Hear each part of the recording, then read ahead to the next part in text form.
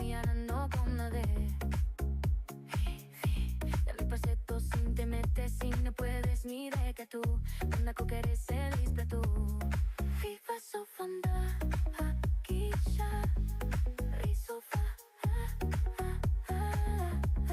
risofa.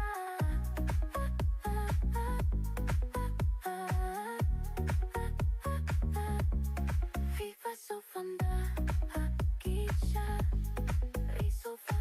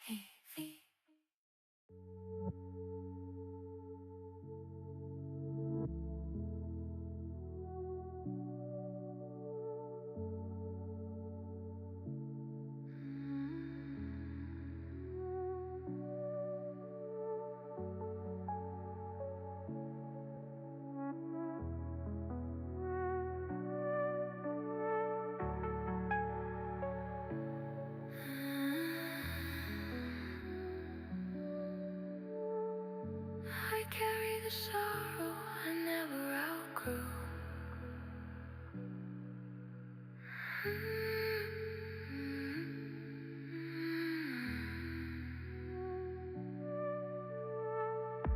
I carry the sorrow I never outgrew.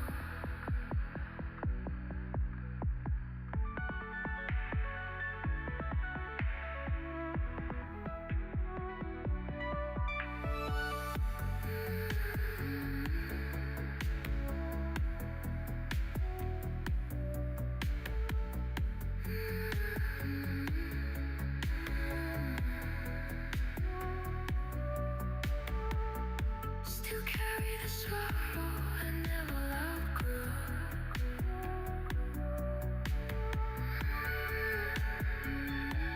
Just the sorrow I never outgrew.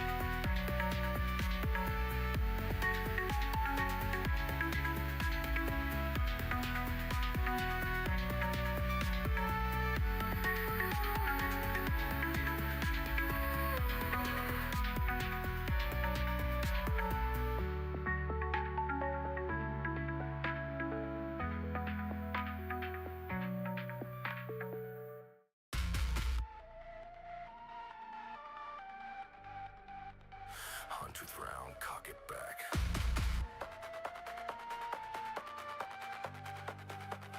Black cloud, heart attack.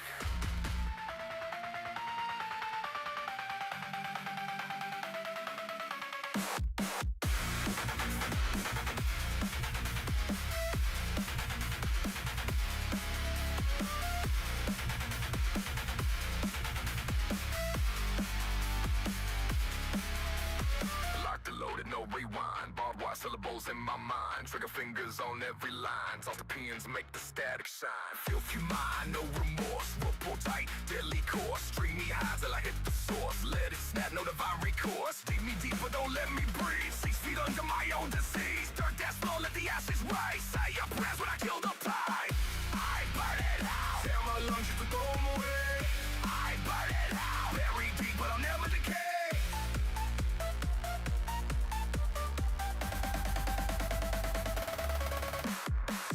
Cut the feed, shut the show. A metal teeth with venom flow. Shotgun opera, body cold. Pull the pill, let the chamber blow. Mama said I've been hexed. Hex rolls in, ain't nothing left. Candy paint, tripping death. Let them talk us to resurrect. Cosplay wide, mirrors cracking time. Bloodstained eyes, let them watch me climb. Pull myself up, won't break this spine. Face this, taste this, crown and the crime. I set it up.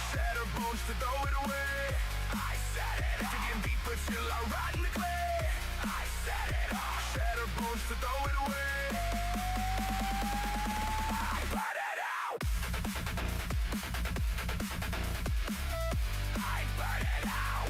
I burn it out. I burn it out.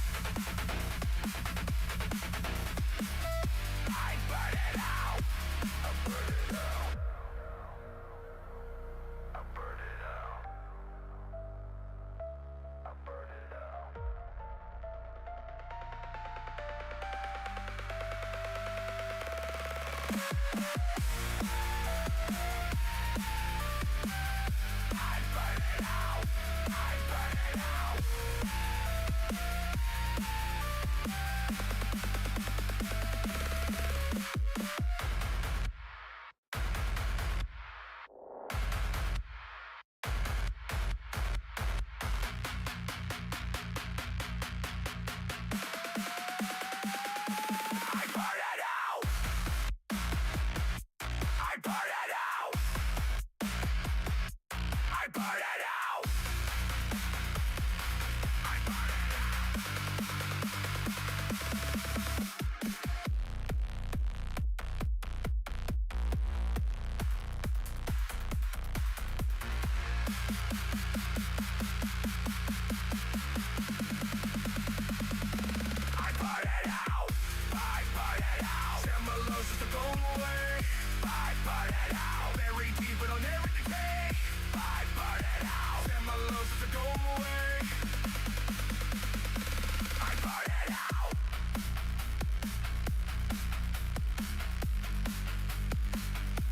I burn it out.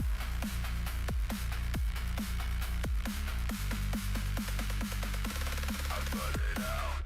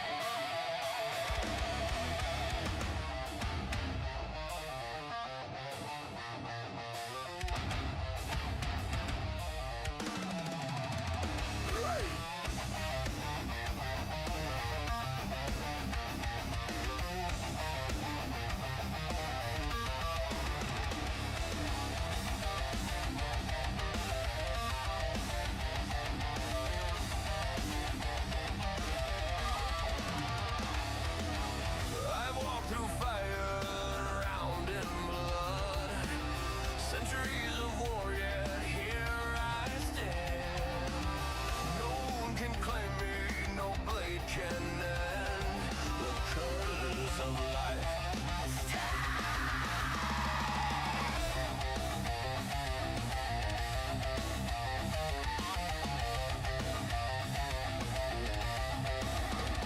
Still saying my name.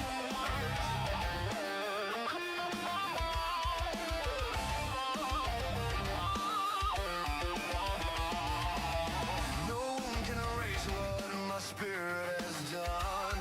I carry the shadows beneath every song. Empires collapse, but I stayed the same.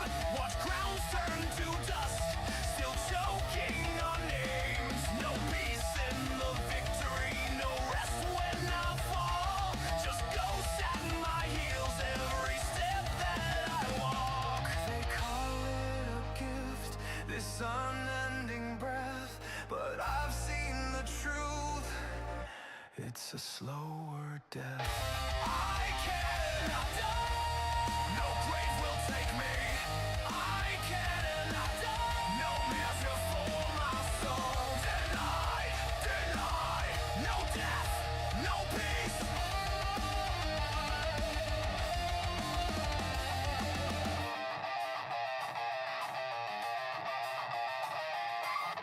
The reaper turns away, his scythe grows dull. My soul too stained, too stubborn to fall. I begged for the end on 1,000 nights, but dawn always finds me down in my plight. One day the war ceased, the world grew still, yet still I walked against my will. I cannot die. No grave will take me. I cannot die. No measure for my soul. Jot, a jot. No death, no peace.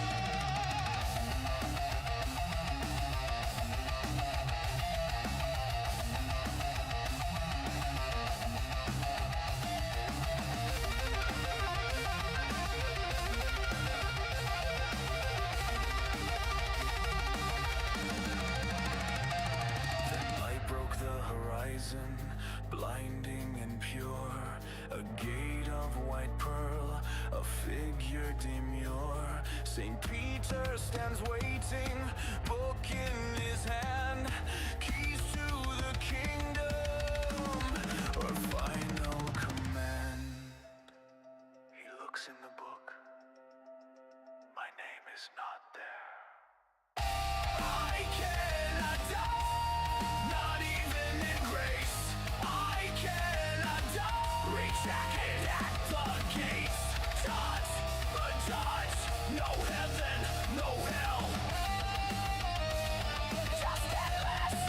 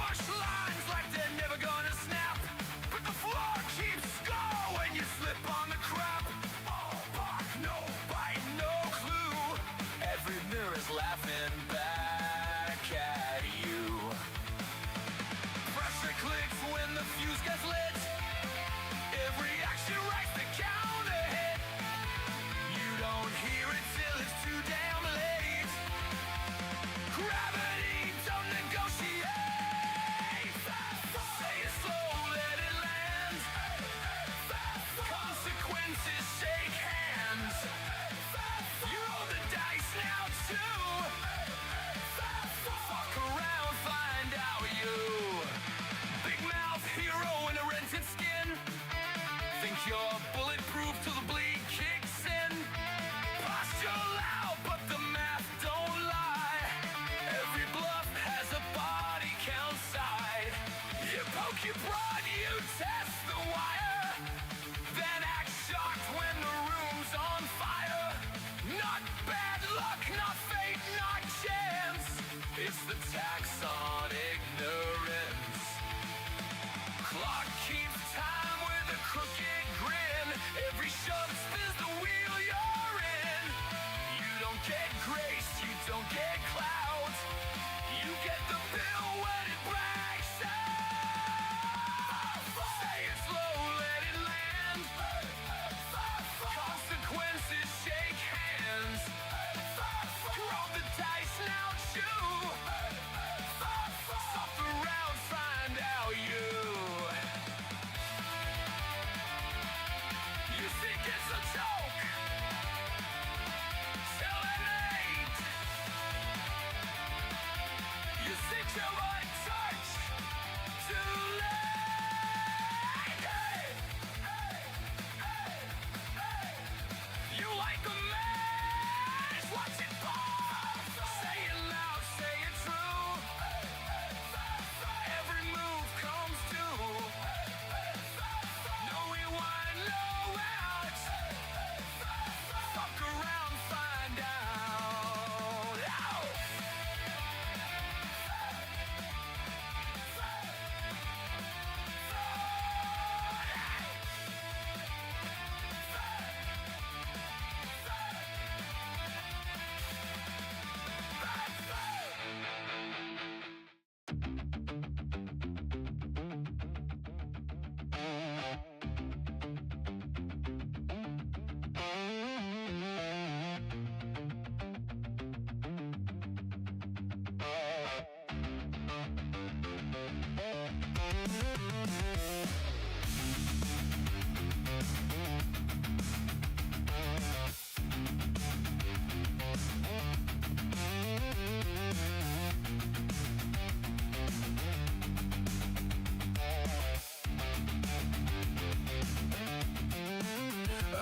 Still, dust don't move. Light hits frames like it's got proof. Edges curl, smiles feel staged. I know the fire lost the age.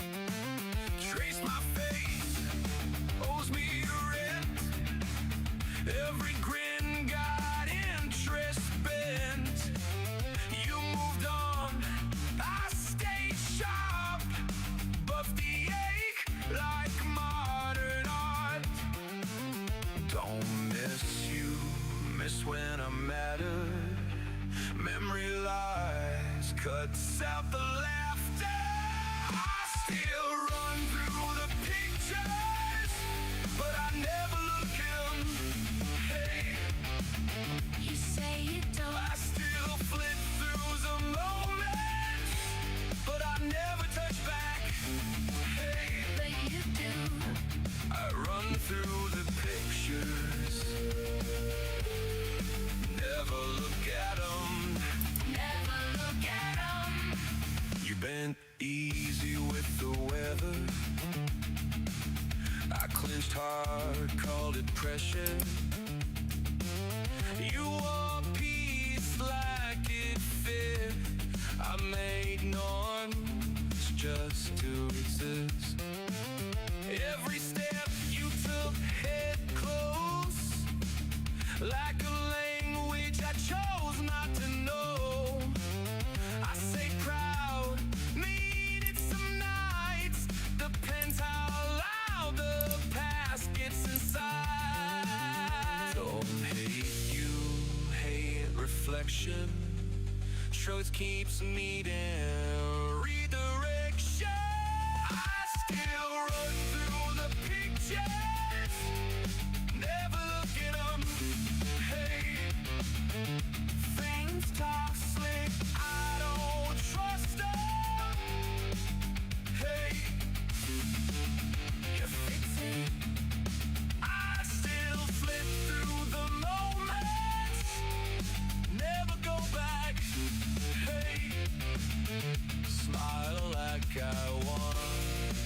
Tighten the mask.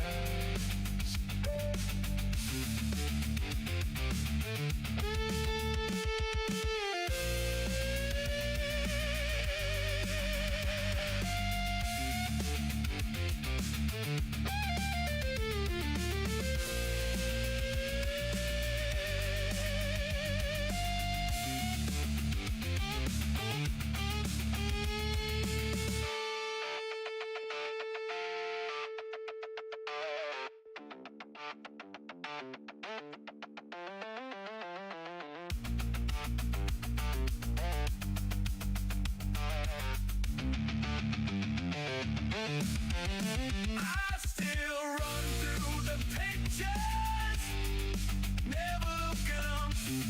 Hey, if I don't see clear, I don't fix it. Hey, I'll fix it. I still flip through the moments, never look at 'em. Hey, now can't shut, always do. Just gotta stop arguing true.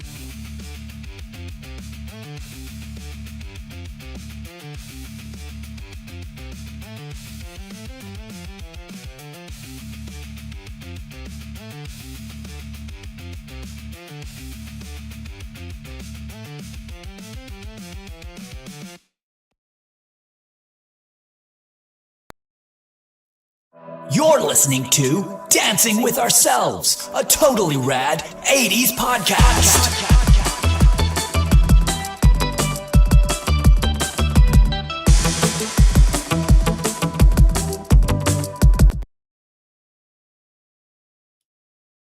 Hello, gentlemen.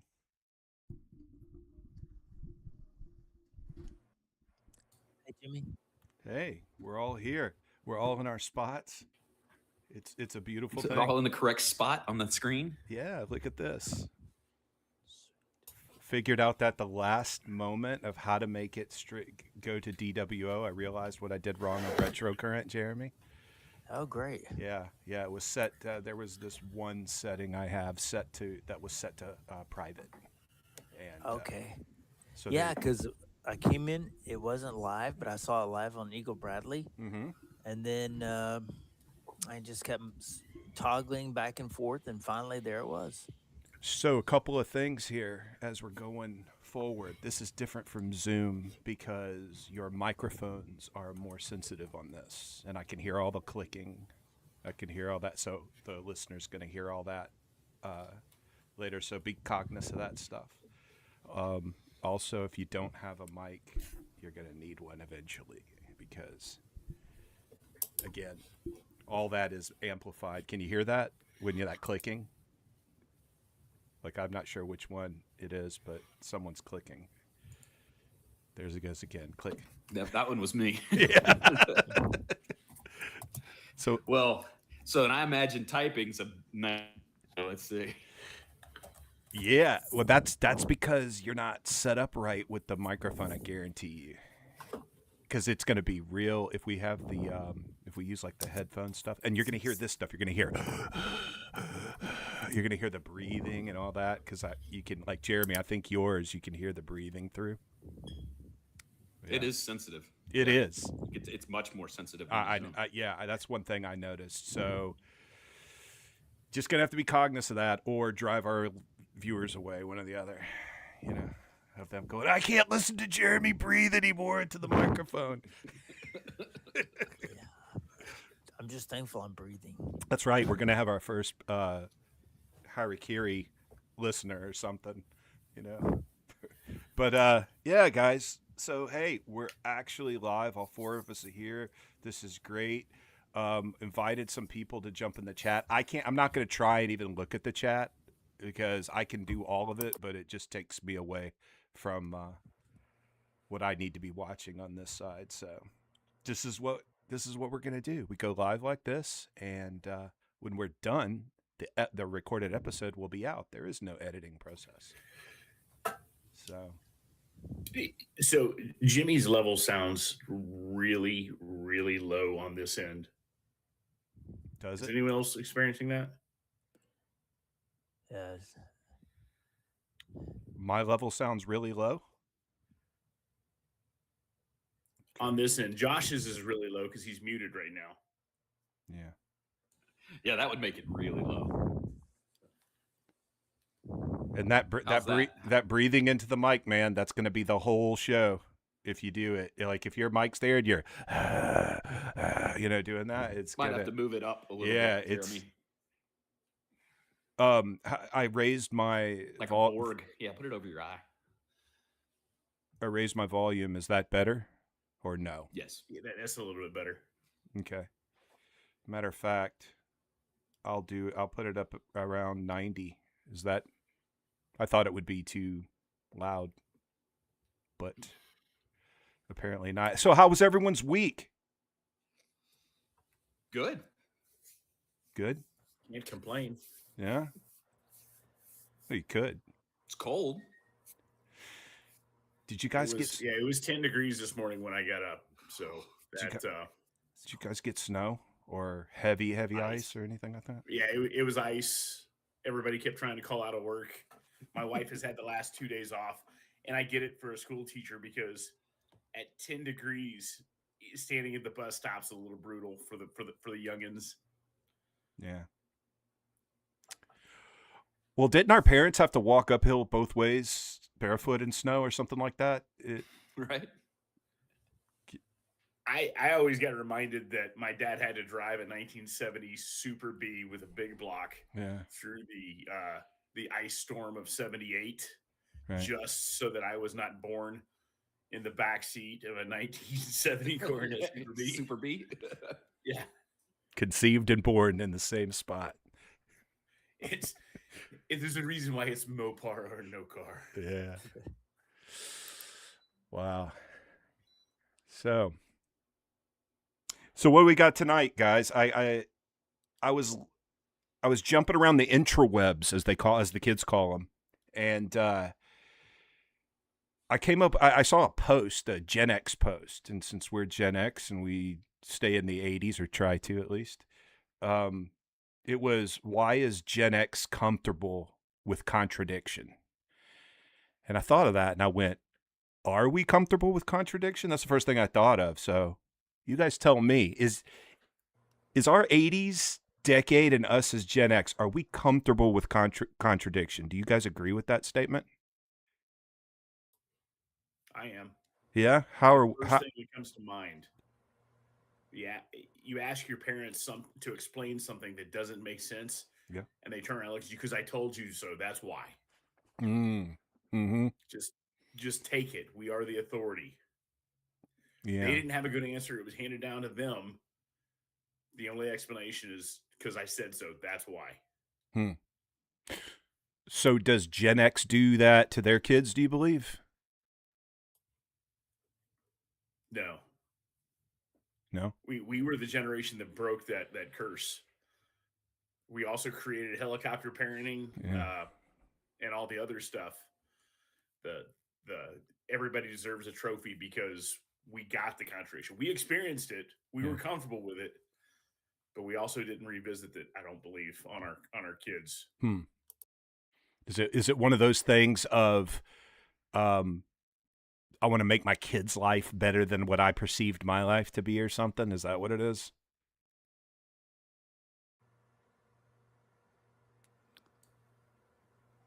Maybe. I don't know. My parents weren't really. I don't think that their childhood had that much of an effect on their parenting as on my brother and I, as kind of what they went through. You know, they kind of went through some rough patches. My dad got run over by a drunk mailman, and it almost killed him. Wow. And he still has a limp today because of that. But I mean, he's a man. You know, he went off. You kept in touch with the mailman? That's amazing. Well, I didn't keep in touch with him. I mean, I just figured since he was limping. Well, I actually have a copy of the of the legal battle that went on after that, because it was a Oh, postal mailman, and he was from um, I think it was from Brazelton or Auburn. I okay, forget. that's amazing. Yeah. So, but my dad he rode his bike, and he used to ride on 124. It was what it is today, and so one day the mailman veered off the road and was just going to do a quick drive by to the mailbox. And my dad was riding his bike up and down my grandparents' driveway, and he came in too close. And next thing I know, I mean, he struck my dad, and my dad was in the hospital for 3 weeks. I mean, How probably old was he? shouldn't have lived. Um, I'm guessing basically he was in second grade. Oh So wow. what would that put him? Maybe nine? I 8. don't know. 8, 9, Yeah. yeah. Yeah. So Did the family know the mailman? I mean, was it like it is? So the story I've always been told to me is that the mailman was known for being intoxicated while he delivered the mail. You know, you hear fable stories like this, and you think there's just no way. But I don't know. Maybe there's some truth to it. I'm not sure. Yeah, I don't think people get involved as quickly as we think or like to think people would. You know what I mean? On an issue like that, like when there's a known threat somewhere, it seems like people play the distant kind of polite route and not address versus address. You know what I mean? Do you guys feel the same way or no? Yeah. Yeah, I think you're right. I don't know if that's an American thing or what, but that kind of I'm gonna stay out of it. Yeah. Yeah. That's that mentality. Like, it doesn't bother me. It's not me. It's not involving me at the moment, right? until 'Cause most until of it the times, does, right? right? Exactly. Until Yeah, you're made to care. right. Until your kid gets hit by him in the driveway, right? Or your Then you dad go. gets hit by the drunk mailman, right? Yeah. Which reminds me of, not trying to make it funny, Jeremy, but it reminds me of the mailman on Funny Farm, Chevy Chase movie, Funny Farm. Yeah, yeah. He used to drive by, and Yeah. what would he do? He would yell or Yeah, something. just like his truck was backfiring, he'd throw the mail out, Yeah, throw the mail out. That's right. and everyone's just like, "Oh, that's drunk Cletus," Yeah. same thing you're talking about. But you know, the irony Mm. is my parents always preached to us not to sue anyone. You don't sue anyone. It's not biblical, is what they used to tell us. Hmm. But I think, and then going through what my dad went through, that was kind of eye opening for me a little bit. Like you Uh-huh. were saying, the beginning. What was it you say? Did you say Generation X is not comfortable with contradiction, or they are? Is comfortable with contradiction. Yeah, I guess I was comfortable with it. Hmm. I didn't dare raise the rebuttal there and say, well, your parents sued the postal service, but Yeah. Yeah, that seems like in today's litigious society, the drunk mailman hits your 8-year-old. That sounds like it's a pretty big payday. yeah. Do you remember? You guys may be too young, but back in the late '80s, do you remember Domino's Pizza used to have this 30-minute delivery or free? Oh yeah. Well, there was a case in Buford where a Domino's driver, and I happened to work at that Domino's, but not at that time, but a driver ran a stop sign and struck another automobile. And that whole policy ended as a result of that case, because that man, I don't know if that man's still living or not, but he was paralyzed, and it changed his life. He owned a big cabinet company in Buford, and anyway, so yeah, that changed everything. I forget where I was going with that, but yeah. Uh, you were talking about your pops getting hit by the drunk mailman. Were you tying it into that? Yeah, I think so. And Josh made a point about Oh, how big yeah, of a payout litigation. that would be. Yeah, litigation, and how that particular. I mean, you can Google that story. That it's around the late '80s sometime, and Mhm. how that one incident changed the Domino's policy. It was no longer 30 minutes or less or for free. It just Mm. became 30 minutes as our target, but you don't get the pizza free if we don't make it. Yeah. Avoid the Noid, man. Avoid the Noid. That's right. That's what they said. How long did you work at Domino's? So I worked, it wasn't real. I mean, It was. I spent maybe 87, like fall of 87 through summer of 88. Yeah. And what made you Just- pick Domino's? Well, it was right down the street and it was new. Hmm. So Okay. I was living with my mom at the time in Buford, Mhm. and there was just a few restaurants then. Yeah, like McDonald's. I'd already worked there.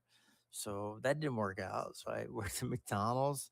And then Domino's opened and I worked there. And then Little Caesars opened and I went there. So I kind of bounced around, low skills. I'm still in high school. Yeah. Rode my bike to work. So Good times. You should have tried Hungry Howie's. I should have tried Hungry Howie's. You But should've. I didn't know what that was at the time. Yeah. I don't think there was a Hungry Howie's. Is there one even in Gwinnett? You said there was one in Lilburn, right? There used to be, but I'm pretty sure that one's There closed. is. There's one on 29, not far from the old skating rink. Okay. Okay, yeah, that's right. Yeah. I know there was one on Jimmy Carter when I was at the one on Indian Trail. How is their pizza? I've never had Hungry Howie's pizza. Sublime. Well, they're everywhere down here. So if you guys come down here, the we'll old go eat. bubble crust was the first time I remember seeing it. I was used to everything being uniform and packed into either a pan, like a Pizza Hut pan pizza. This is the first time I saw like a hand tossed crust that bubbled up on the edge. Now, if you wanted like a 2 head of lettuce salad, though, you couldn't beat that. Yep. Like a 9-pound salad with Salads, peppers. subs. Yeah. And the flavored crust is what really made it the best for me. Dad never really got into the flavored crust. I didn't even realize that was a thing. It was just always mushroom and pepperoni. That was it. Yeah. Garlic, butter, cheese crust with sesame seeds. So are they the ones that pioneered the flavored crust? Not real sure. I'm going to go ahead and say yes, but I'm probably lying. I thought it was Papa John's right up until this revelation. So yeah, I have to rethink a lot of things at this moment in time. Your whole world has been flipped upside down, dude. Yeah. The paradigm, it has shifted. All starts with Hungry Howie's. Yeah, great pizza, Hungry Howie's. Shout out Hungry Howie's. And so Little Caesars back then too, I really liked. Little Caesars seemed to have changed their product a bit. Would you guys agree that the 80s was the golden age for pizza? I mean, I know it kind of started in the 70s. Like golden age how? Like golden age meaning we had buffets and delivery and that kind of stuff? Yeah, and a variety. You had more variety, and there was a pizza place on every corner. Okay, let's try and list them from memory without going to the interwebs. So the big ones are obviously Pizza Hut and Domino's, right? And we're staying in the 80s kind of. So Little Caesars. We already talked about Hungry Howie's. The king of 80s pizza for me was Ken's Pizza. Ken's, yes. Pizza Inn. Mazio's and Ken's. Mazio's, Ken's, Pizza Inn. How about Godfather? Inn. Yep. Godfather's Pizza. Okay, what else? The fun places like Chunky Cheese and Showbiz. Showbiz, and then the Temu version, Sergeant Pepper's, which out in Stone Mountain. Sergeant Pepper's, yes. And we haven't even gotten was Little Caesars around in the 80s. Yes. Yeah. I worked there. 88. Yeah. Pizza sucks. Pizza. Yeah, but it's consistent. They are still to bring it. It's $8, right? Yeah. Used to be like $5. You get in there, you get $5, $5 large or something like that. Yeah, I ordered like a regular large topping. pizza from. I like Marco's. Now I don't know when they started, but I got just a deluxe pizza the other day. I was craving. I was like, ooh, I want to have them bring me one. It was $52 by the time it got here. Yeah. Yeah. Yeah, my wife looked at the receipt. She goes, "What the fuck did you just pay for a pizza?" I was like, "I was really hungry." Yeah. I can't seem to order pizza from the local Pizza Hut or whatever without with everything when it's done being like 75, $80, you know. So were you guys the ones that were talking a couple weeks ago? I can't remember if it was you or someone else about Bullwinkles. Does that ring a bell on Jimmy Carter? Oh, I remember Bullwinkles. You remember My that? dad used to taste that one. That was great. Yeah, I totally it's like forgot about that. one of those kids places like you were talking about, Jimmy. Yeah. Mm-hmm. However, I remember they had like water fountains in there, and they would do like a water show, kind of like Bellagio at in Vegas or something. Yeah, it was almost like stadium seating with, Mhm. as opposed to the tiers and everybody facing in, you had the tables. I remember being up several rows, several layers, and yeah, I don't remembering doing know. our house. Yeah, Oh, they did Our House by Madness. yeah, yep, Cool. yeah. It didn't last very long, I don't think. Well, it was already a couple decades past their prime because in the 80s, it was our parents who were bringing Rocky and Bullwinkle into our lives. We very rarely did it pop up. You had to have Nickelodeon to see any of those reruns along with like Super Chicken and Underdog. So it was related to those characters. See, I don't even remember that. I just remember it was called Bullwinkles, but I'll have to do some research on that. I want to see their I know the logo. animation all went together, so I think of Yeah. that as all the same universe along with Dudley Do Right. Oh, Yeah. yeah. Now, is Rocky and Bullwinkle, are those Hanna-Barbera or no?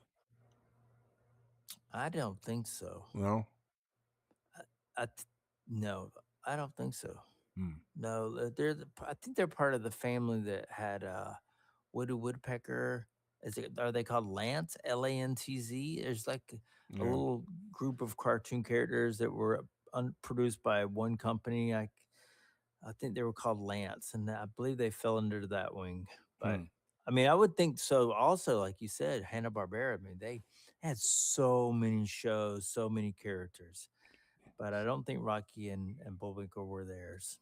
Saturday morning cartoons. Speaking of So which, you Rocky guys, and Bullwinkle was created by producer Jay Ward and cartoonist Alex Anderson, who collaborated on characters for the purpose of the show called the Frostbite Falls Review. The characters later evolving into Rocky and his friends. Writer Bill Scott also voiced Bullwinkle as a key creative partner in developing satirical humor and bringing iconic series to life. They were kind of their own standalone. But you had Boris and Natasha yeah, and Dudley Do Right of the Canadian Mounted Police. and you got He-Man movie coming out, a remake. You guys see that trailer? Yeah, What do you think? I was thinking about this. I keep because the people are gonna shit on it one way or the other. Somebody gonna have a big opinion about it. Mm. But I got to thinking about this concept of these things. Like people are gonna be like, "Whoa, look, the whatever the one character doesn't look the same as we remember him when we were kids or whatever the gripe will be." And I got to thinking, I was like, are these nostalgia bits, who are they for? Is it for 50-year-old me that I'm gonna go, oh, it's a fucking skeleton and a guy in a loincloth at this, do I want to see that? No, we liked that shit when we were kids. It was adventure, it was Yeah. but as a who's it? I don't. I'm just thinking about all of them that come out. It's I like will go see it and tell you how it is. How about that? What I think you know it's me in for, movies. I'll read about what happens. what I think it's for is for us to be nostalgic and try and relate to our kids and go, hey, come with me. We're going to the movies. And I'm going to show you what cool really is. Well, yeah, but then what happens is it's hyper realistic, right? And then is it realistic enough, or did they do the characters just? That's the part where it turns into there I is don't know. not Is it enough nostalgic trend at that point? there's not enough trend in D-ball to make He-Man as character. We want to think of unhealthy, body images, and look at women's magazines. No, look at fucking He-Man. Yeah. No, I Skeleton, mean, it looked Skeleton is good. more ripped than anyone you know. Okay. The trailer looked cool, but Yeah. again, like Well, if we'll recall, it would look super cool if it was 12-year-old me, right? I'd be Yeah. like, that's fucking crazy, awesome. Look at that. 50-year-old me goes, oh, all right, well, I guess. so did the toys promote the cartoon, or did the cartoon promote the toys? What do you guys? Isn't it the toys are the mecca for that, right? For Saturday morning cartoons. I believe that was one of the first ones where merchandising was set up first, Yeah, and then the cartoon came second. yeah. Uh, The toys were like, awesome. yeah, they were amazing. The figures were great. Well, where I'm going with this is, do you think the kids, the equal 12-year-olds today of Gen whatever that is, Alpha, is that what that is now? 12 years old? I don't know.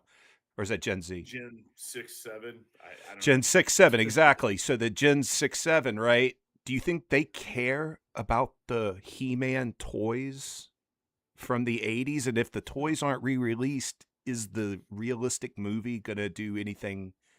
That's my Right. question. Yeah. Who does it appeal to? It's going to appeal to people our age. Great question. But I think Kane's on to that, where the same thing with Star Wars. I'm not sure, the newer Star Warses that came out, Rise of Skywalker and so on.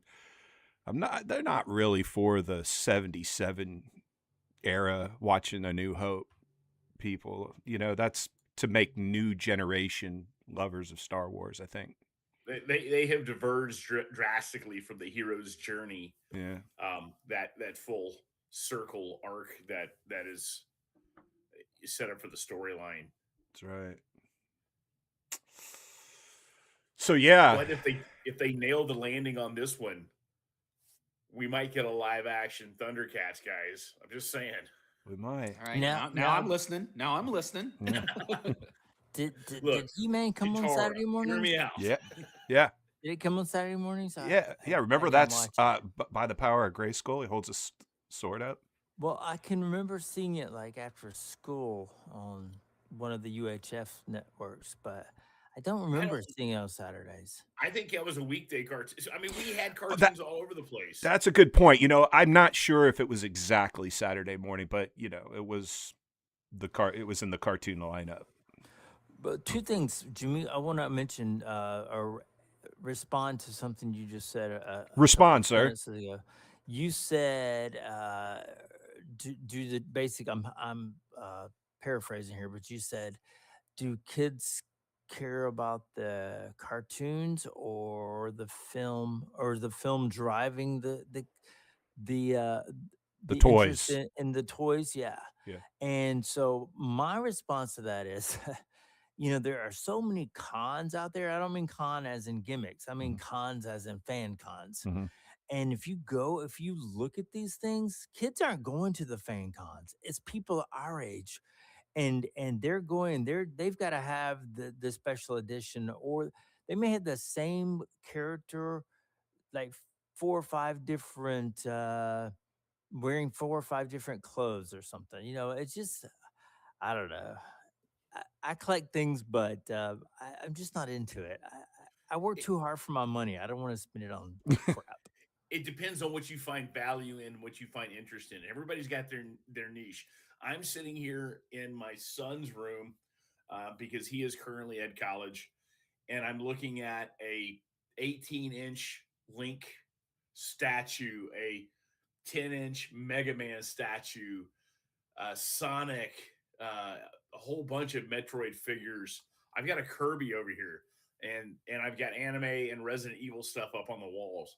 I think there's enough out there that there's going to be a market if it hits right. Jeremy, your inclination seems to be right. He-Man and the Masters of the Universe, largely considered a quote Saturday morning style cartoon of the 80s. due to its immense popularity. But technically, it was a first-run syndicated series. Unlike network shows, it aired on local stations, often in the afternoon, allowing for a weekday schedule. So it came on every day. Got it. Yeah. Okay. Same with GI Joe and Thundercats. They Hanna-Barbera kind of hemmed up most of what we saw on Saturday morning. With Thundar the Barbarian and all the Super other stuff. Friends. Yep. Yeah. Meanwhile, at the Hall of Justice. Man, those are awesome. And shout out to Me TV Tunes. It's a new network. It started coming on about, I don't know, 3 or 4 months ago. And on Saturdays, all they show are old Hanna-Barbera cartoons. And they're showing 2 hours of Super Friends, like from 1973 to 1977. They're so good. I mean, Was the so Jetsons dramatic. Hanna-Barbera? Yes. Do you Yeah. know they only made like it's a tiny amount of episodes of that show? Like I forget, I want to say it's like 17 episodes. It's not a lot. Really? Let me double check that, or maybe I'm Wow. making that up. I know it's got to be more than 17, but Well, it wasn't a large amount for their popularity. And to have crossovers with the Flintstones and animated yeah, Flintstones movies with them. Yeah, Flintstones were prime time. They were on Friday nights. They used to Yeah. compete against the Brady Bunch. The original wow. run from 62 to 63 only had 24 episodes. Okay. Then they brought it back 85 to 87 with I remember 41 that. episodes. Yeah. Okay. Yeah, it must have been that first number. I read that in a Guinness book or something at some point. You know, one of the toilet books. It's on the back of the toilet. They tried to reboot the Flintstones in the 90s, remember? The I movie? remember the live action movie. Yeah. The movies, yeah. Yeah. With John Goodman? John Wasn't he- Goodman and Rosie Halle Berry. O'Donnell. Rick Moranis was And Barney. Rosie O'Donnell. And Yep. Rosie O'Donnell. Yeah, she was who? Betty? She was Betty. Who was Wilma? That's a downgrade. And you know that kind of rode the curtails of the Jurassic Park films had came out the year before, Yeah. and you saw a lot of the same graphics and use of the dinosaur animatronics that they had trophied in Jurassic Park. You saw them used in that movie, The Flintstones, which I was one you of those guys that had to remember go the- see it. Do you guys remember the show with the dinosaurs? I forget what it was Land of the called. It's Lost. called Dinosaurs. No, there's No, there's dinosaurs is the one they're talking about, Oh. Jimmy. But Land of the Lost was awesome as well. Yeah, The one I'm thinking of had like the rubber suit dinosaurs. And it was like it's called Dinosaurs. Yeah. Yeah, It was, the and it was on, Sinclairs. came on Friday nights. Yeah, it was like a Sitcom. yeah, it was like It was basically Rosie Roseanne, O'Donnell but show, with dinosaurs. or Roseanne. It reminded me It of was Roseanne. basically Roseanne with Yeah. dinosaurs Yeah, yeah. There you go. and a foam baby dinosaur. Right, that's right. I don't know why that. just So popped funny in. thing, Jeremy, you were drawing the link between Flintstones and Jurassic Park, and what Yeah. I find humorous is I haven't seen either one of them, but I did work at McDonald's when Yeah. when the Flintstones came Yeah, out, those- and those I have glasses. those crystal glasses Yeah. somewhere, full set of all those crystal glasses that are crystal glass dinosaur. That's a bone Jeremy Flintstone. item there. That's a They were Jeremy. they item were for they sure. were shaped like tree stumps and Stumps and rocks. like dinosaur fangs. yeah. Yeah, I've got them somewhere. I don't know if those held hot beverages. I just remember you could buy them maybe separately. You would get them separate if you Yeah. got something else. You could buy those separate, and then I have a full run of the entire Animaniacs. You know, that's a topic, Jimmy. We could do an entire show on. What? Are like McDonald's prices? promotional items at fast Yeah. food restaurants and things like that, because that's kind of gone away like the dodo bird, I suppose, or those type of We used to go to promotional gifts. 7-Eleven, and there would always be a topical thing like Kiss glasses or Star Wars glasses or cups, plastic cups. In a Slurpee, Yeah. you'd get those. Yeah. Well, Burger King had the Star Wars Yeah. glasses. McDonald's had the plastic. There were plastic plates that Oh yeah, heaven forbid you consider putting them in a microwave because they just bubbled up like cheese. yeah, they're worth So- about $10 each. What was the huge? Didn't they do a huge promotion for Dick Tracy? They did. Wasn't that a big deal with the McDonald's? I don't remember what they were The giving the out, but I 90s Dick remember- Tracy? Yeah, Yeah. It came out in '90. With Yeah. Madonna. Madonna was in it. Yeah.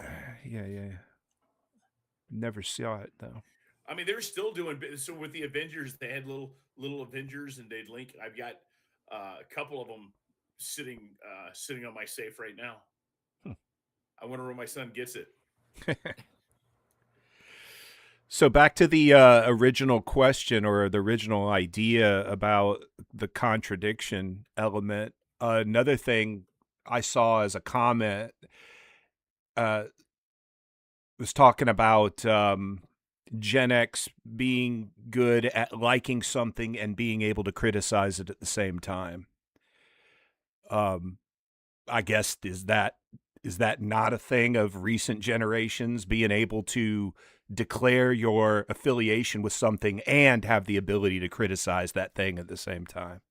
I don't know. Maybe that's what I see sometimes when I think I'm looking at the news and I'm looking at people and I think they're like, man, you're dying on a hill and something that doesn't seem like a big deal to me type thing. You know what I mean? Maybe that's the lack of capability of identifying self in something and being able to be critical of that thing at the same time. I don't know. We've lost a lot of ideas, like holding two ideas at the same time, understanding that they can conflict and go, okay, we want too much of any one thing, and we complain until we get it to change. It's all binary because that's what moves the needle, right? It's yes, no, this, that, good, bad, because we used to have nuance. Like you said, hold two ideas. I can see both, right? I get it in this situation or this context. Or now it's no. Everybody retreat to your camp and start fucking screaming at each other. Yeah, and everybody gets to have their own camp because we have to have all the options in the world. Before it was you get two options for dinner, right? Eat it or shut up, right? Eat it or You either go hungry. be hungry. Yeah, those were your two options. Yeah. In my parts store, you want to walk down the wiper aisle. It's 20 feet long. How many options do you really need? That is a good point. How many Yeah, cereals are there? I end up buying it on like the coolest packaging because they're just windshield wipers in my head. Well, like, and I can or do tell I you want to the spend differences. $80 or $40? Yeah. And then you wind up in the middle because you tell yourself, well, the middle's got to be pretty good, right? And this one, the Rain-X or the Bosch or the Kane, whoever. give the listeners something here. Give them some chicken. What is the best for the buck windshield wiper? Well, for the A freebie. organization that I work with, we carry both those two brands that Josh identified. Now, those brands have different levels, and I explain it to folks very simply. A Chevette and a Corvette both have vet in the name, a Chevy bow tie on it, and came from Detroit, so they're the same, right? No, clearly they are different. You do get levels to these things. But there is no secret about it. There is no magical Kirkland's brand that this is the exact same thing as the no. You get what you pay for. You can get the same wiper blades that I was selling in 1998 for $12.99. Right now they cost $15. So inflation really hasn't taken hold. Technology has taken hold. So everything you see further down the other end, it is a spectrum from selling the car tomorrow to top of the line. Buy the level of quality you're comfortable with. It's a safety feature for me. I spend the money on the Rain-X. I've got the Rain-X truck and SUV on my Dodge Charger. And the organization I work with, you can spend a couple extra bucks. So it's $4 per blade. And come next year, I can swap them out for free. And I can re-enroll just for that $4. So I'll never pay full price again. We need a sponsorship. We need to say this place. Yeah, I did that. I got the Rain-X ones, and do you want the insurance or whatever? It's ACP. The answer is yes. Well, I know, and I did it before, and I forget, or I don't have the paperwork, or it should be in the system. I guess it is, but I if completely only forget. we had this magical little thing Little that little can box. set alarms. So what I recommend to my enough customers, problems changing the filter in my fucking heater. Yeah, well, I can't help you with that. There's a filter in the heater? Yeah. Well, your HVAC in your house, or you're talking about your yeah. In your car, in the heater, there's a filter. The cabin filter, is that what you're talking There is cabin air. Oh, in a car, yeah, there's a cabin filter. There's a couple throughout there. Dude, I thought you were talking about a car when you said the filter in the heater. And I'm like, nah, where's the filter? Pointed up, not down, so I just keep at HVAC. Yeah. Home. Either way, put a Google reminder in your phone. Take a picture of the receipt so you have context. Because a year from now, when your phone wakes you up on a random Tuesday and says, "Go to Advanced Auto Parts," you're going to look at it and go, "You're not my supervisor," and hit dismiss. But yeah, that's because I'll spend the $80, and then I'll spend another $9 on the ACP, and then next year I'll get $90 blades for free. And if I'd like to re-enroll, I'll spend $9, and I'll come back in another year, and I'll get a set of blades for free. And if I want to re-enroll, so I keep getting $90 blades for $80 blades, way cheap. Yeah, for 10% basically. Wow, what value we're providing. Are there any windshield wipers you would say don't ever buy? Is there a brand where you're like, never buy this brand? No, there's not a brand specifically, but again, there's levels to all of it. In our stores, it's literally set up as a spectrum, depending on where you are. I got the cheap on one side, I got the top of the line on the right side, and it as you go down from my store from left to right, it goes from selling the car tomorrow to the top of the line. Mm-hmm. Choose where you're comfortable. And I'm not a salesman. I'm a business person. I want you to feel comfortable. I will reiterate, it is a safety issue, and you're on the road with my family. So I'm going to pay attention if you take a left out of the parking lot or a right, because I'm going to have my go the other way. Yeah. So we covered windshield wipers. That was But good. the technology, you can get the same wiper blade quality that you were getting in the 80s right now. Here we go. Cheap ones. Technology did not just stay in the 80s, but you can still buy that 80s grade wiper. Was there 80s technology in windshield wipers, or were they just the old pieces of rubber until Rain-X came along or something? Well, I mean, Rain-X just turned into a brand. I mean, so in the 70s, I think Rain-X was still around. My dad used to tell me he used to put Rain-X inside his motorcycle mask, inside his helmet, so it didn't fog up. And that was really the first time I was used to that. And that was when I was young. But you had the old, it's just a frame style blade. You could refill them back in the day.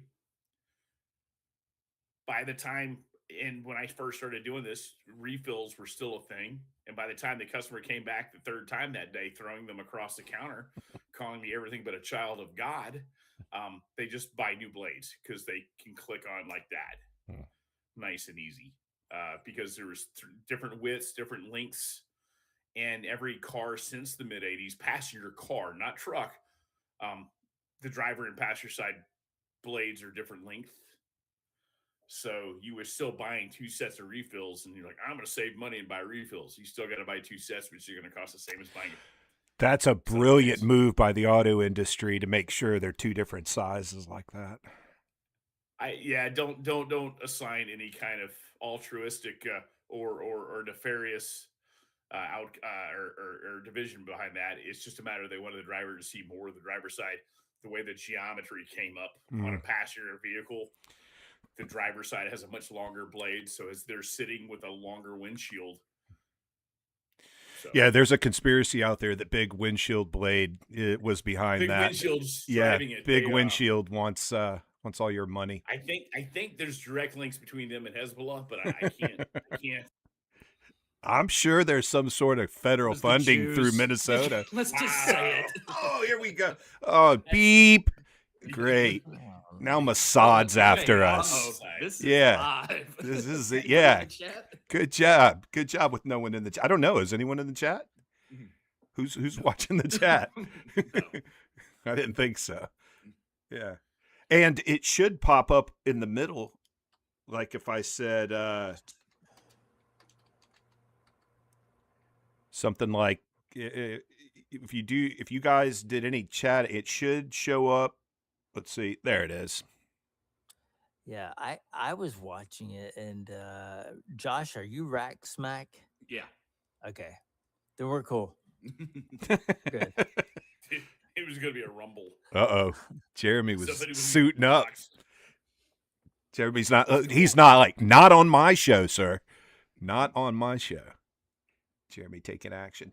So the whole we're good at contradiction, Gen X allegedly, and apparently we can hold two thoughts in the head of liking something and being able to criticize it, where I guess the group here is saying no, that's not a feature of people today. I think we were better at recognizing we didn't understand all the nuances to an argument. And before we just straight up dismiss something, because like I said, our parents told us shut up and just do it because, but we learned later they had reasons for that. Mm-hmm. They just weren't going to go into it. We may have to discover that, or we weren't ready for those understandings at that moment in time. We also didn't have the technology right now. Go, well, I'm going to verify this very stupid, minute point. Mm-hmm. You know, I can get down to the nitty gritty details. Speed of information right there. And Yeah. then speed of malinformation too, you know? Mhm. So yeah. You're saying we couldn't just double check whether or not Pop Rocks and Coke was going to end this? No, you just believed it and then you propagated it, remember? You said Absolutely. you said, "Oh, some kid's stomach blew up cuz he drank Coca-Cola and ate Pop Rocks." And then another kid My went neighbor's and told cousin's another kid, brother "You know out what in happened?" Mississippi. Yeah. The windshield wipers. You and your buddy could be arguing, right? No, it takes a 22 on that side and an 18 on the other, right? No, fuck you. That's completely wrong. In the 80s, you had, all right, let's get in the car, go to the store, look at the thing, ask the guy, because get out of Because I don't want to flip through a book. Right. I still have it to this day. Where's the book? I'm like, it's in 1999, sir. The book's been gone for a while. There was something we were told. Did you guys hear this when you were a kid? Look it up. Look it up. Look it up. You How do you guys spell this? We'll look it up. Yeah. How am I going to look it up if I can't spell it? Dad? Right. Yeah. Autocorrect isn't manual, analog. Later on, I realized that was code for I don't know or I'm too lazy to look it up. I don't know. I don't care. Go figure it out. Yeah. Look it up. Self-reliance in learning to spell when you can't spell. Well, guy was in today, bless his heart. How much is this? As he literally holds the bottle of oil in his hand, I'm like, let me look where you just pulled that from. Where there's, so that's $10.79 for oil. Yes, sir. That's exactly what that's for.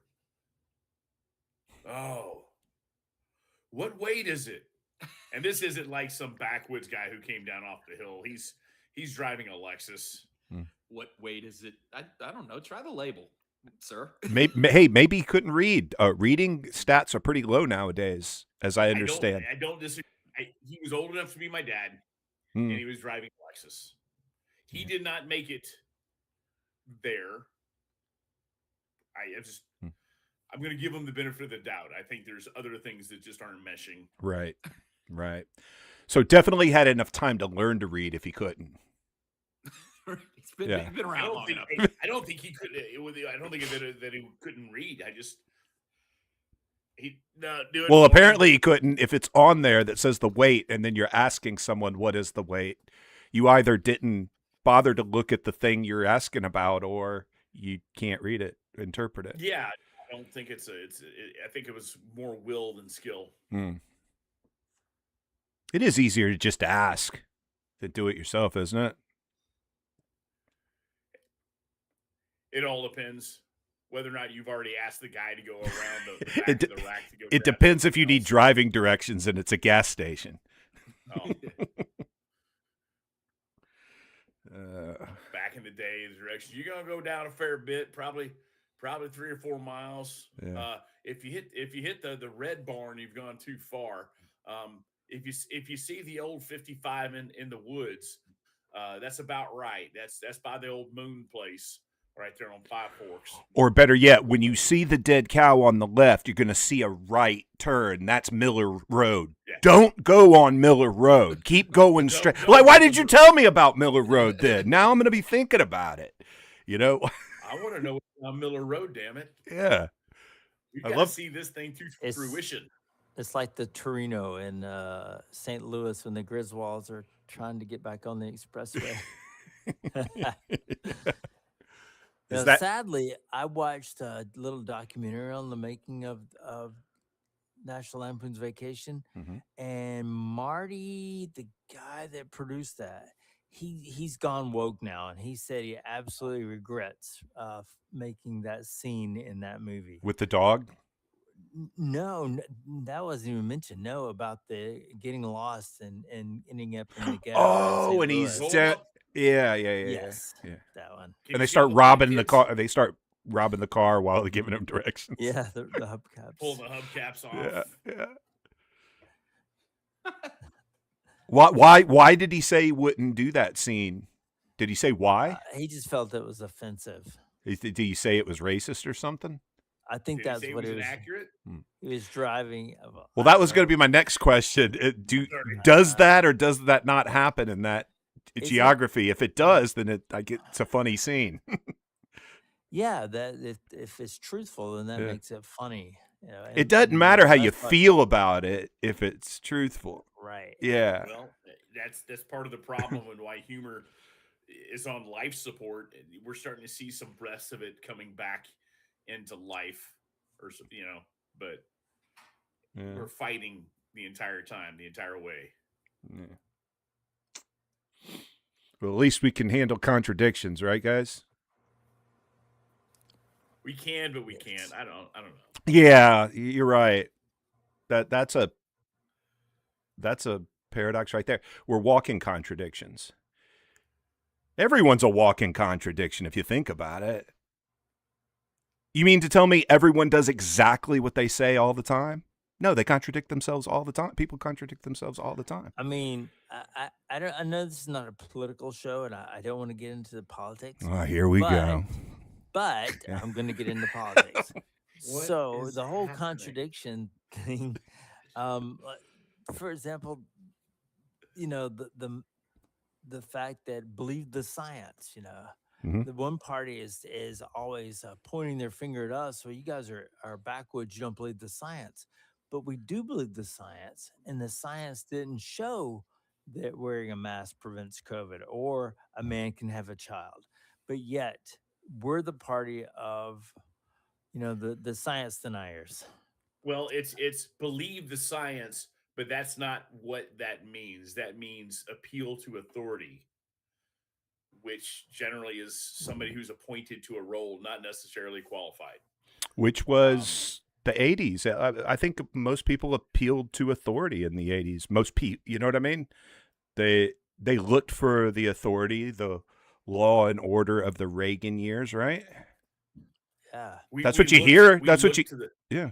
the sage data coming from the AIDS pandemic from, oh wait, that same guy. Damn it, man. Yeah. You You're going can to get see- AIDS off of a toilet seat, remember? Oh yeah. Oh yeah. water AIDS fountain. AIDS was everywhere. It was everywhere but nowhere. Like you thought it was everywhere, you heard it was everywhere, yet I never heard of a person who had AIDS. Like me personally. Like I never One Yeah. person I Yeah. knew, and I didn't know him. It was somebody's dad, but he got it, or he got HIV through a blood transfusion, which that was the big scary thing for people. Oh Yeah. shit, we don't know all this blood that's been donated, and it wasn't tested for that, right? They didn't know. So why didn't people go crazy with masks or did they? And I just don't remember it. Did people go crazy No. during the 80s with masks and stuff like that? And maybe not necessarily the word social distancing. Maybe people were doing it on their own. Maybe, I don't know. Did that happen? This particular population just used ball gags, so you know.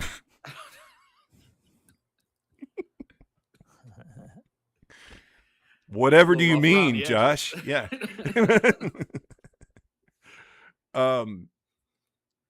Yeah.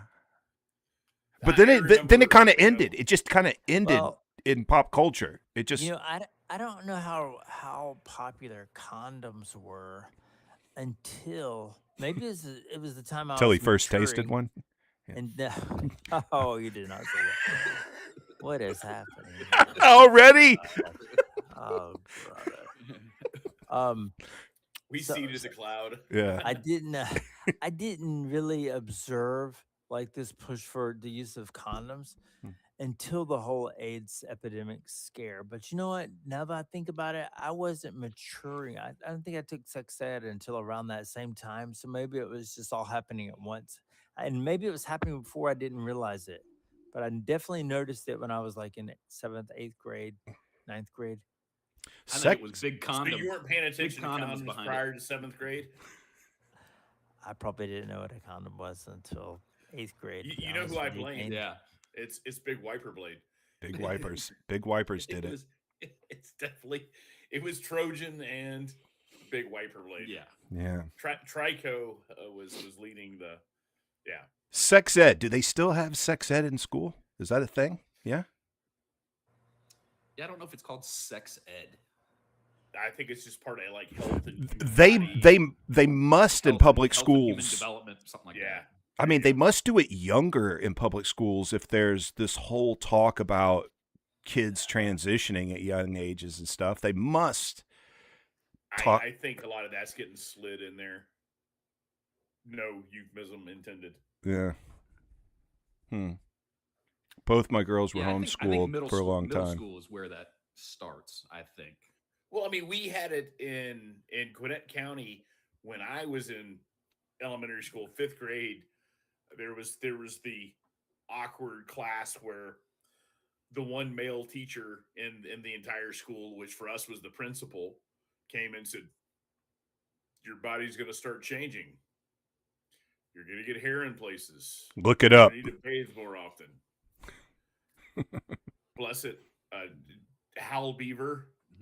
That is not a made up name. That was my principal at Brookwood Elementary School, and he did a yeoman's task there. And I can't tell you, Hal Beaver was his name, huh? Hal Beaver. sure is. I've got one for you. Hey, This did is you just- get Mr. Beaver for sex ed? Yes. It's Dr. So Beaver. what's hilarious is Dr. years Beaver, later- sorry. I'm sorry, Dr. Beaver. I didn't mean to and diminish you. He may not, I'm sure at some point in time he's got his doctorate, so I'm going to go ahead and give him that credit. But I remember years later going out and testing a battery for a customer, and I look at this guy, I'm going, I know this guy. Holy cow, that is my elementary school principal, and I'm in my 20s. I said, "Sir, were you the principal at Brookwood Elementary?" I said, "You probably don't remember me at all, but I spent some time in your office, I assure you." He looked at my name and he goes, "I do remember you. Have your parents ever sorted things out?" I said, "Oh, hell no." He goes, "Just checking." That Well- name, I like that name. That's funny. You And I can't s- not like that name. Mhm. How about it's one this? that will stick with you. So Sam Darnold, the guy, the quarterback for Seattle, right? His grandfather was the Marlboro Man. No. Do Really? you No know what way. the Marlboro Man's name was? No. Yes. Richard Hammer. Dick Oh. Hammer. That man lived a life right there. For the win. So I was watching something on him. Apparently, he was a basketball stud back in the day, and he was, I think it was USC Berkeley or something like that. The I Trojans. can't remember. Was Yeah. that? Yeah, Detroit, USC. Yeah. Big condom. They that was the last time they had like the NCAA Are they in championship cahoots with Olympic big weekend. wipers? They are. Oh. It's rubber is what it is.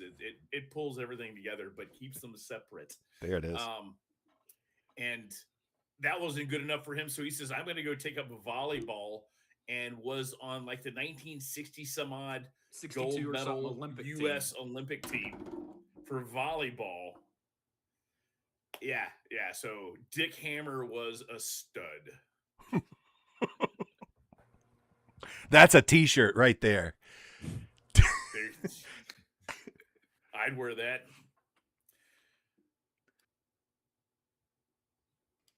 Ask me about the Marlboro Man. So sarcasm. Sarcasm plays into Gen X, I would argue. Does it play into these younger generations?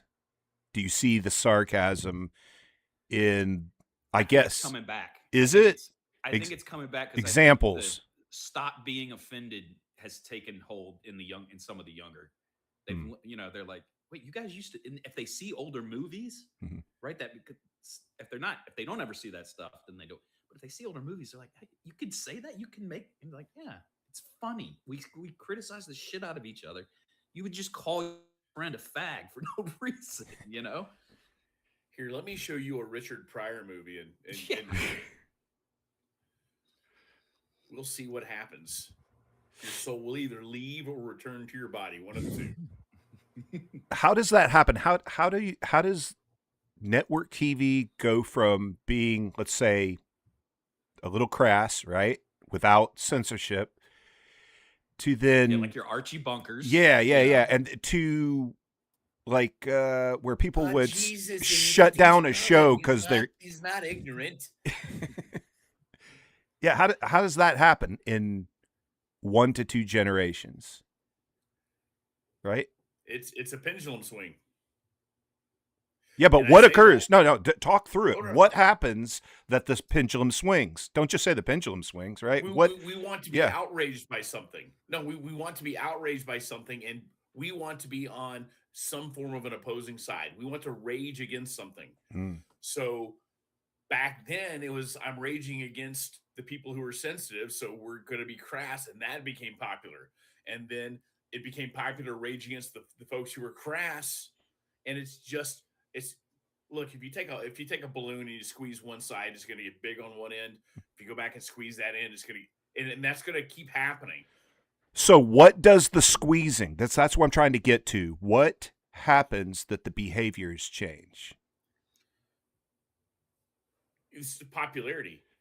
I mean, if it's cool to be, crass, then everybody goes over to that side. It becomes a psychological thing where, oh yeah, well, it's not cool to do those things. What does that even mean? Do you agree with it? Well, no, but it's cool, right? Well, yeah, because okay, then why are we even doing these things? And eventually everybody just hits all the way hard right, hard left, go back. So does swing through the middle for a while? Does the pendulum swing, the metaphorical pendulum, does it swing organically, or is it made to swing? I think all forms of input will change the operation. But I mean, you could. So, okay, does the pendulum swing from I'm not trying to say political left and right, but does it just go left and right, or is there dimension to that swing? Does it swing left, right, off center in an orbital? Orbital. Okay. Yeah. Could it swings on a spectrum? Is that what we're saying?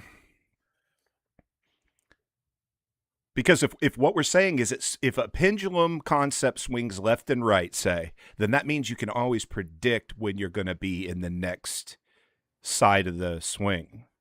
If it only goes left or right, and if it only goes left and right culturally, then maybe it's as simple as a young generation always rebels against the older generation's standard. I think that's a part of it. Yeah. That's and is it the 20-year generational cycle where, hey, at some point in time, bell bottom is going to pop back up again? I don't know. Hmm. It's the Jews. Oh no. Wow. Doing all the Josh has got manipulating. the heat. I kind of see it as whoever's got a solution to some issue that people are facing. For example, so 9/11 happens, Mhm. and George Bush is our president, Mhm. and he wasn't very popular in the beginning. 9/11 happened, and then his popularity soared across America. He won re-election. Is that right? He Mhm. won Yes. re-election. He Mhm. won as a result of Well, it was his. a contested one. That's the one Gore was suing Hanging on. Chad. No, that The- was the first one, wasn't it? That was in 2000. Gore versus Bush was That was the 2000. first one. I It believe was. so. It was Gore. It was. Didn't he run against Hillary? Man, I don't even remember now. Obama Yeah. ran against Hillary. I don't remember. I don't George even Bush. remember now. She may have ran. She didn't get very far, but yeah, I know this because this area where I'm located in Panhandle was Howard the Dean. deciding factor of what pushed Bush over the edge. That's right. Got the college the electoral votes that he needed, but yeah, I was just gonna say, I think sometimes it could be an event or if someone has a solution. Like Obama comes along, the way I see Obama, he came along and he's talking all these great things about he's speaking to people that didn't think that they ever had a chance in life. I'm not saying I agree with him, not at all, but I think that that was part of his selling point was that this whole hope and change. But and you, if we've said on this show before, and they say on the A team, hope is not a strategy. Hope is a So, horrible battle plan. it sure John is. Kerry is who he defeated in his second run. The second round, that's Yeah. right. Oh Yeah. yeah. The That Swift was vote. that was the Swift boat thing, right? Yeah, That Swift Yes. And Jeremy, to your point, it a lot of times it's whomever is offering a solution. And if you don't have a problem, if you were able to present the problem and you already have a solution, that's what goes back to Jimmy's point of Yeah. can it be can the pendulum be pushed or encouraged one way or the other, and we in see it. We combining see it those two often. ideas. Yeah, the government creates some fucking bullshit Absolutely. problem, and then we're here to save you, the whole, right? the We're whole gonna thing help about you. climate change. I mean, Yeah. so the way I look at for people that believe in climate change, I mean, the climate's always changing. Again, I don't want to get into politics, but I'm It's I'm another going to. pendulum. There's yeah, right. So exactly for those people that worship this kind of thing, I want to ask them, what temperature do we need to set the world, the thermostat on? And I know from Super Friends, if you set it 1 degree off, plus or minus, Armageddon's gonna happen. So Right. anyway, Meanwhile, Aquaman freezes his testes off.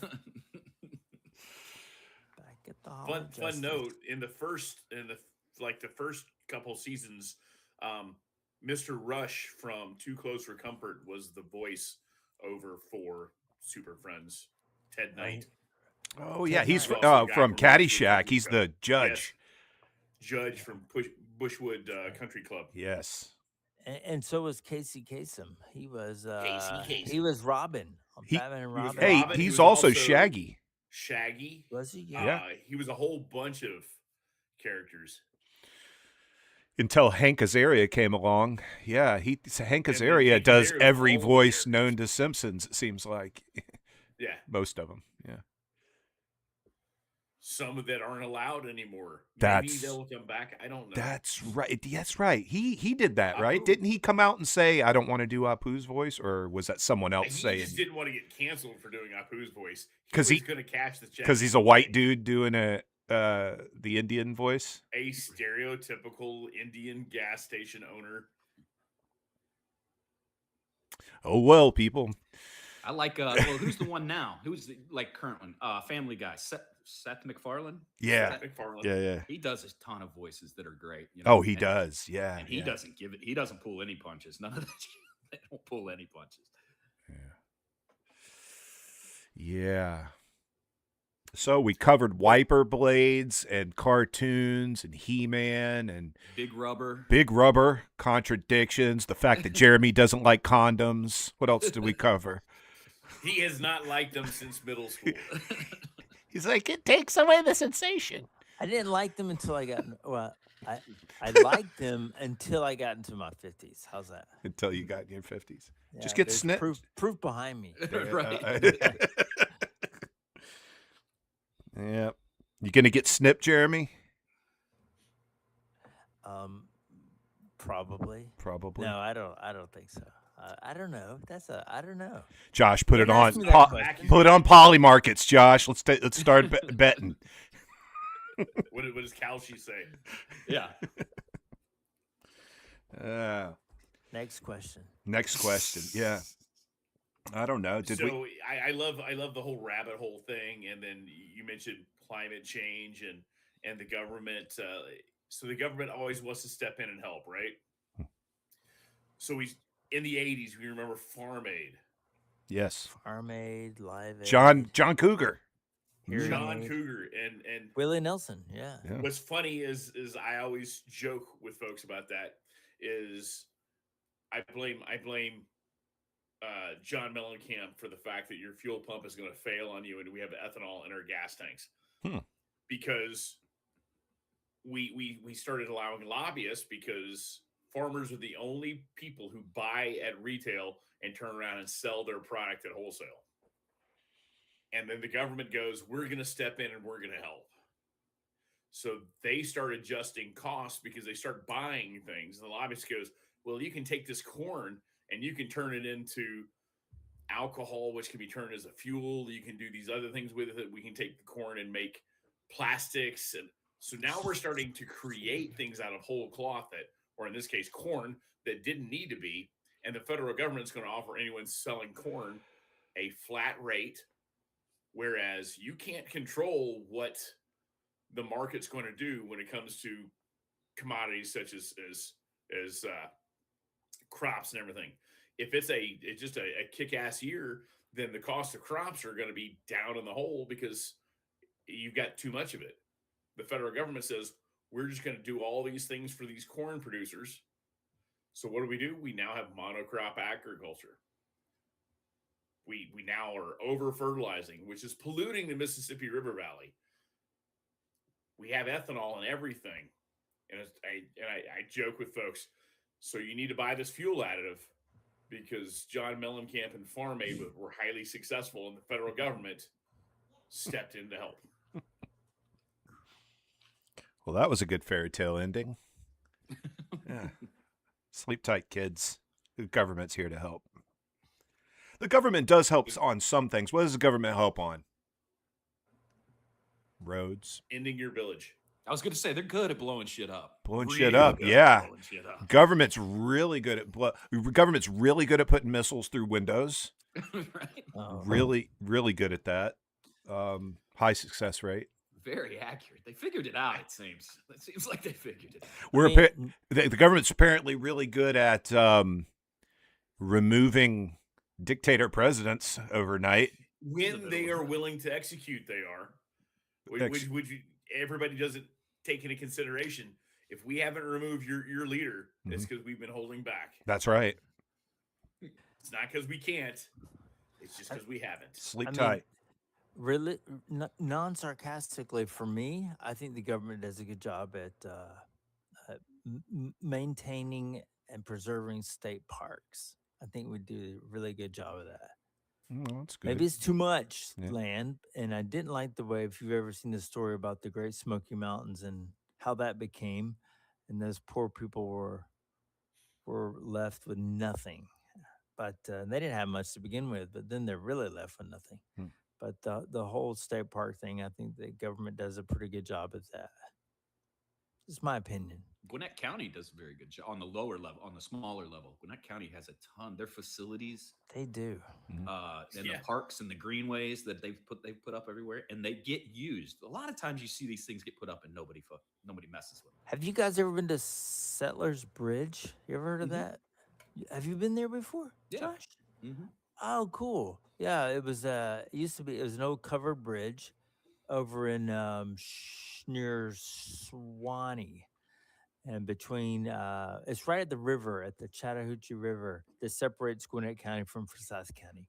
Anyway, so that was an old bridge that people used to go and hang out there back in the '60s and '70s, and there was always a party going on back there. But anyway, Gwinnett County, I guess the police department they were fed up with always responding to complaints down that way because there were some subdivisions built down there.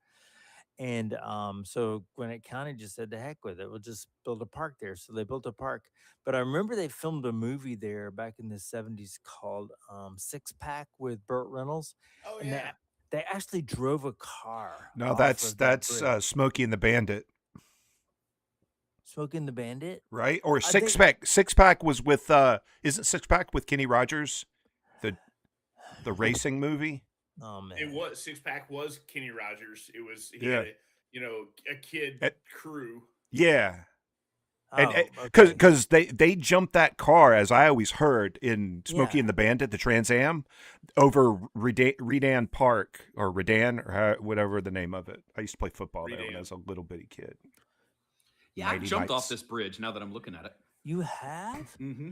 Oh my gosh, yeah, there's pictures of people would walk across the top of. Now, there's no roadway. So there's no No, surface. it's gone. It's Right, you just gotta the just go frame out. of the bridge is rusty. But it is Smokey Yeah. and the Bandit you're thinking of, right? Where the black Trans Am jumps. Is that what I, Burt I Reynolds? I mean, I'm thinking of Burt Reynolds pretending to jump a car, but I don't recall it being Smoking the Bandit. Hmm. Now, I could be wrong, Jimmy. I thought it was maybe I'm conflicting. As soon as you said Six Pack, I remembered a Kenny Rogers movie called Six Pack. Saw it a couple of times. I think you're right. Maybe it was there a movie called Gator? Ooh, Gator. Yes, that is a Burt Maybe Reynolds. that And was it. wait a minute, Gator and let's see. There's another one called I can't remember. Smokey and the Bandit says here they did a Mulberry jump in Bridge. Smokey and the Bandit over the Flint River, Hmm. which is So- located in Flint River Road in Jonesboro, Georgia, wherever that is. I'm reading right here the iconic car jump over a bridge, specifically named Mulberry Bridge, occurs in 1977 film Smokey and the Bandit, Burt Reynolds, over a broken bridge to evade Sheriff Justice. Another notable high-speed jump. Well, that's Too Fast, Too Furious. That's not relevant. How about the Dukes of Hazzard? There's a lot of jumps there, right? That was all out in Covington and Conyers. Yeah. Well, you know the story about Settles Bridge. That could be old folklore. I was in high school, and we used to hear things about people would sacrifice animals back there. Just nonsense. That whole devil worship thing was so hyped up back in the '80s. And most of it was just total crap. You kept showing up with a goat and nobody else would join you. You're like, this is bullshit. This- A goat and a bag full of candles. Let's go. Every time I come prepared. Yeah. There's just no commitment in this cause, man.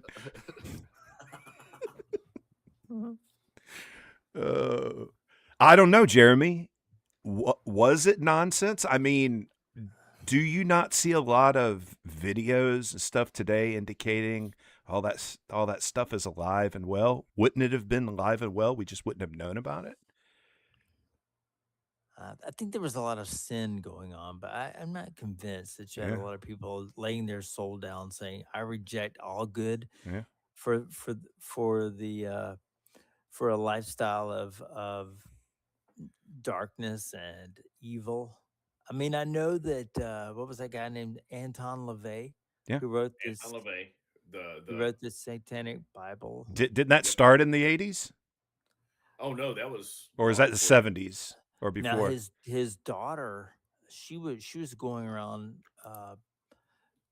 promoting and speaking on the Church of Satan's behalf, but I don't I don't I mean, remember there's her. government buildings that have honorary statues from the Church of Satan or whatever.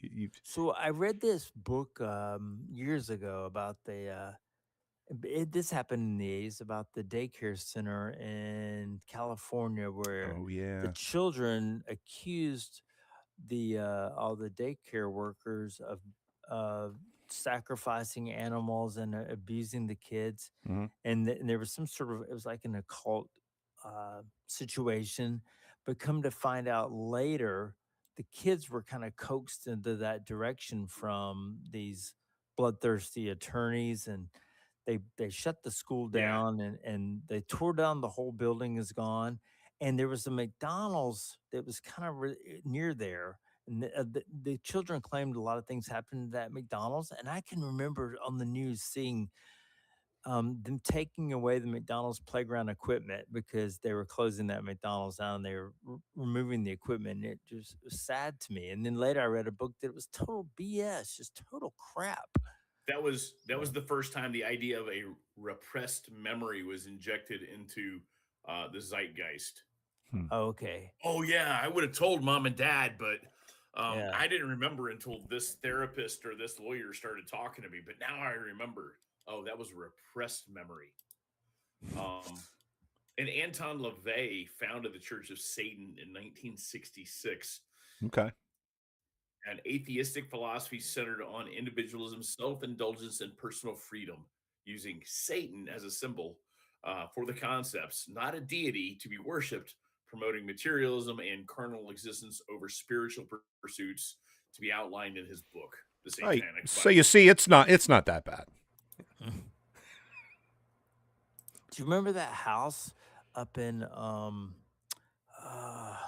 there was a house up in near LJ, and there was this couple, these two guys lived together, and they claimed to be Satan worshipers, and someone broke into the house. I think just out of curiosity, and accidentally knocked the candle over, caught the whole place on fire, and it burned down. But I believe it may have killed one of the two guys, but it was just a big story. It went on the news for like the whole year that summer of, I think, around 87, 88. Well, how do But you know? it's Yeah, How I do you don't know the remember that one. person who broke in? It doesn't seem to be contested whether or not a person broke into the house, right? That's why I'm hearing this. Someone broke into the house. They weren't invited in. I don't think they're invited in. No, and I just remember the name of Well, the estate was called Corpsewood. so here would be my question: how you told when you were telling the story? Yeah. Why would it be assumed that they accidentally knocked a candle over if they broke into a house? Why wouldn't it be assumed that they committed arson? I don't know. I don't know if that's it. Probably were assumed in the beginning, Hmm. and then later it was learned. Oh, a candle was knocked over, and that they knocked it over. I don't know.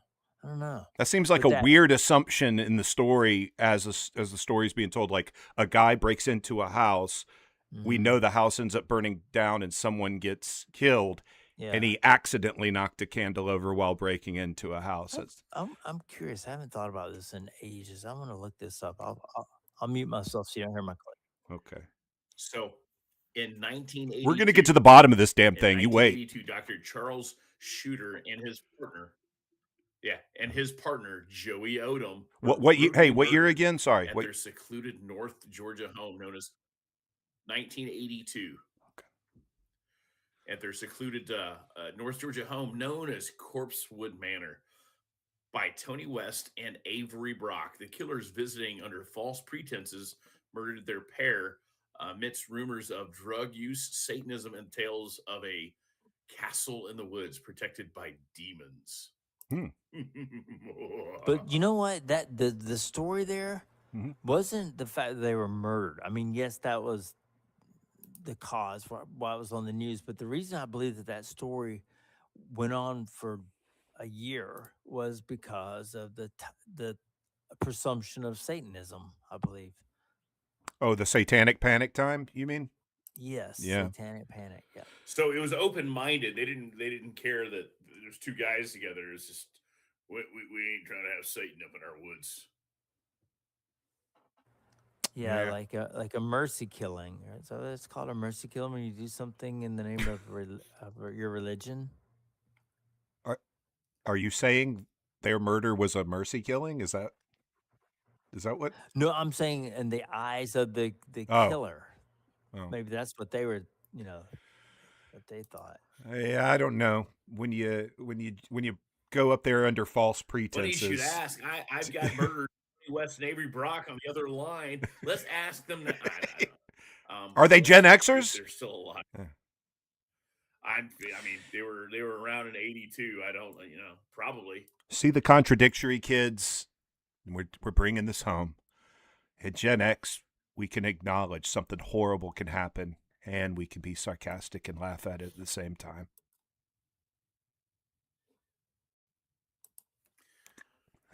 There's also a Tony West who's a former attorney general. I don't think that was that guy. If I had to choose, no. Well, gents, I was gonna wrap this one up now for the live. Shoot it in the head, sarcastically. It's over. I wish I had a gun sound. It's a mercy killing. Yeah. I think we need a mercy killing for this podcast. Any takers? Yeah. Well, hey, thanks to all the chat, all the involvement of nobody who was there, and we hope to see more people in the chat as we do this. We want to build the community and all that happy horse shit. So, from all of us to you, thanks for watching. Bye.